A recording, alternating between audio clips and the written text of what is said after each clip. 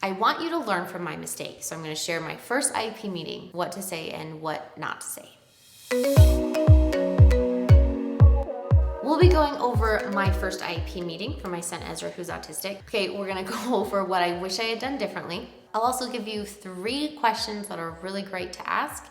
And at the end of this video, I'm gonna share with you what makes the biggest difference in an IEP meeting. And you're not gonna like the answer because it's not fair, but it's true. So I'm gonna share it with you at the end. My son Ezra is my 4th child.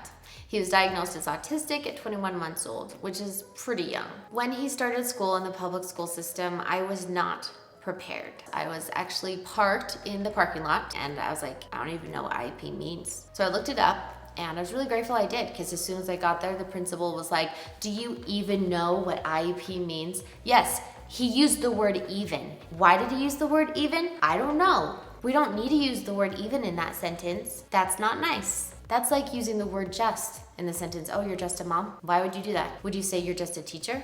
Oh, you're just a firefighter? Oh, you're just the president of the United States? You don't need to use it because that would be inconsiderate. So don't use extra words that are inconsiderate like this principal did, who asked me, do you even know what an IEP meeting is? Yes, I do. As a matter of fact, he didn't know that I had just looked it up in the parking lot. The meeting was in his office and a lot of people came in around the desk. I didn't know who these people were. That was my bad. I should have known. The meeting started and instantly I did not like the tone of voice of the principal. I kept thinking about how he used the word even, and he kept interrupting the therapist. The only one he didn't interrupt was the school psychologist, who happened to be a guy too. I'm sure that was just coincidence. Anyway, back to my story. I was a little mad. I didn't like the way he was talking down to me, and he was really talking down to me. So I did something I don't recommend, and I know I've shared this in previous videos. I'll go through this part real quick. I took out my phone, pressed record on an app that records audio, and I put it right in the middle of his desk, very obvious for everyone to see. I didn't want to be deceiving. I didn't even know if I was supposed to or if I could. I did though. But after I did that, the whole meeting changed. Suddenly, there were no interruptions and the questions were asked in a respectful tone. And I used that audio to learn about what actually was said, because a lot that was said that day just went over my head. They were talking and I was getting distracted. I might have ADD. I know they were talking about assessments that they done with my son, but I hadn't done my homework. I didn't know what we were even talking about. This is what I would have done differently. If I had to do it over, I wish I could go back in time and tell myself this. Do your homework, find out who is actually supposed to be there and what their job description is. Simple as that.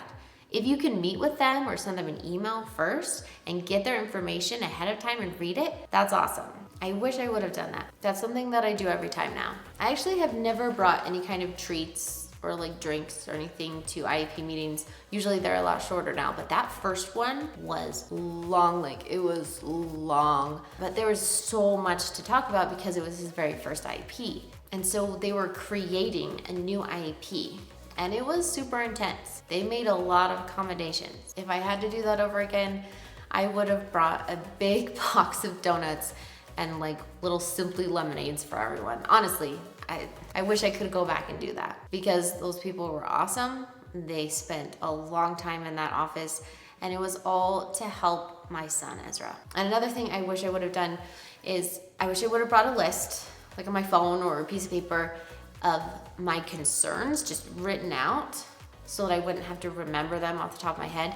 And then also ideas of accommodations. When we were there in the meeting, I felt like all of my ideas were just stupid, and some of them I couldn't even remember. Of course, I remembered them later that night when I was in bed, and my head was very clear, full of lots of thoughts and ideas and things that I wish I would have said and didn't. And a couple questions that I completely recommend. They have been very good questions to ask. The first one is, what does that look like in the classroom? If someone talks about an idea for an accommodation to help your child, and maybe you don't really know exactly what that would look like in the classroom, then just ask. Say, what would that look like? It's a great question to ask, especially if you just want to visualize, like, what did they just say? What is it going to look like? The second question, with your experience and expertise, what ideas do you have?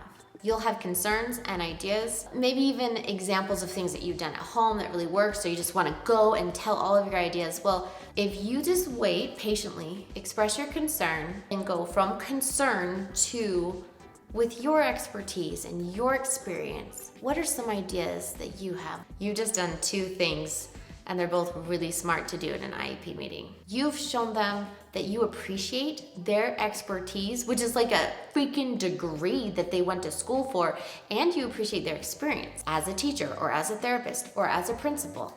Even if he says the word even, I really need to get over that. Once someone feels heard, they're more likely to be more accommodating and listen to your ideas. You might even be surprised.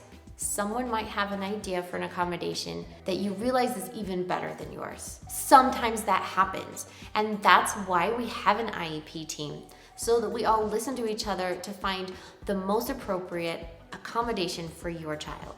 And the third question to ask is about progress reports. So you want to walk out of that room knowing for sure who is gonna give you the progress reports, how often, and how are you gonna get them? Are they gonna send them home with a paper every month from your teacher, or is it gonna be from a case manager? Will it be an email from a therapist? And how often? You definitely wanna know who, because if you don't end up getting them, you wanna know who you can remind. Another little tip when you're asking these questions is, instead of just saying, oh, I think that we should do this. My child does really well at home when we do this, so I think you guys should do that. But what if you change that wording and say something like, what if we did something like this? How do you think it would look in the classroom if we did an accommodation like this? And the more respectful you are of, oh, would that be doable? How do you feel about that? That kind of wording and questionnaires opens up conversation. So if you find yourself saying things like, I think we should do it this way, try and turn it into a question. People will actually listen better if you ask a question, because they are anticipating that they need to give an answer. And so if you ask a question that is a little bit more respectful, then you're more likely gonna get an answer that you like better. It's just the way it is. What makes the biggest difference in an IEP meeting is if you are likable. See, I told you wouldn't like the answer. I'm not talking about like sucking up to everyone. You don't need to pay them off, okay? That's not what I'm saying.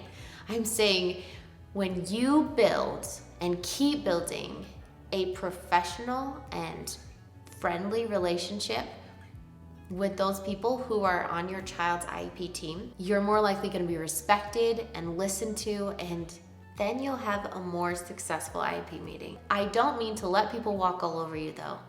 That's not a healthy professional relationship either. What I'm talking about is just civility here, just kindness. So pretty much I'm a bad example of this with the principal situation. He doesn't like me. But the good news is he actually doesn't make a lot of the decisions on my son's IEP. Usually it's the teacher and the therapist, because those are the ones who are really interacting with him on a daily basis. One time I actually worked with an older gentleman who I couldn't stand. I had such a hard time with him. We just worked for a few weeks, and when he left, I found out that his wife was dying of cancer. And I wish I could go back and be a little bit more patient with him.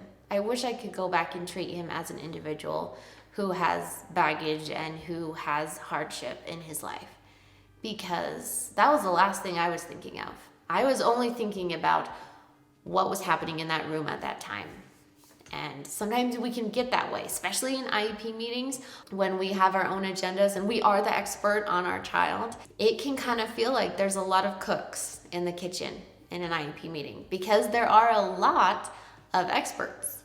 It's natural for people to be more understanding and to listen to people who they like. It's just a fact. Now that's not fair, right? It's not, because everyone in the IEP group should be respectful and accommodating to every parent that walks in. Now, if they're not, and sometimes they're not, you have rights and you need to be heard. Remember the rights you have as a parent. You can advocate for your child. You have to. If you don't, who will? So that everyone in that room can counsel together and create the most appropriate accommodation to really help your child. Why do I have a bitter taste in my mouth? Now here's 3 questions. Crap, I just moved that camera. I'm sorry. This is a great time to get an eyelash. All right, back to my story. You can advocate for your child and you can be friends with everyone. I'm so editing that out. I'd love for you to meet Ezra and the rest of the family. I made an autism playlist on the left where you can see our family travel vlog. And the video on the right is IEP Meeting 101, what you need to know. And remember, if you have an autistic child, you are in good company.